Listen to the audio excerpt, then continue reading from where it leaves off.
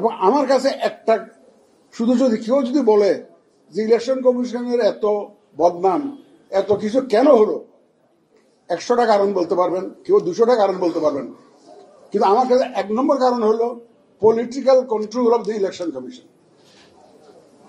এইটা আমার কাছে মনে হয়েছে সবচেয়ে বড় কারণ। রাজনীতির কাছে ইলেকশন কমিশনকে সঁপে দেওয়া, এইটাই হচ্ছে সবচেয়ে বড় কারণ। সুতরাং এইটা যদি বন্ধ করা না যায়, যে রাজনীতিবিদদের influence on the election commission যদি বন্ধ করা না যায়, তাহলে দেখবেন যে আমি মনে করি যে আবার সেই পুরানো জিনিস রিপিট হবে। এবং আমার কাছে দেয়ার মে বি 1000 রিজনস, 1000 কারণ থাকতে পারে। সবচাইতে বড় কারণ আমার বিবেচনায় রাজনৈতিক নিয়ন্ত্রণ অন দ্য ইলেকশন কমিশন, এটা আমার কাছে খুব বড় কারণ মনে হয়েছে অতীতে। এটার থেকে আমাদেরকে বেরিয়ে আসতে হবে, যে কোনো ভাবে বেরিয়ে আসতে হবে, নাইলে কিন্তু ইলেকশন কমিশন তার দায়িত্ব সঠিকভাবে পালন করতে পারবে না, আবার সেই পুরানো ইতিহাসের পুনরাবৃত্তি হবে।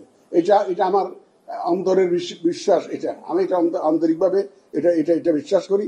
আর ইলেকশন কমিশন একা শুধু নষ্ট হয় নাই, আমাদের প্রতিটা প্রতিষ্ঠান নষ্ট হয়েছে।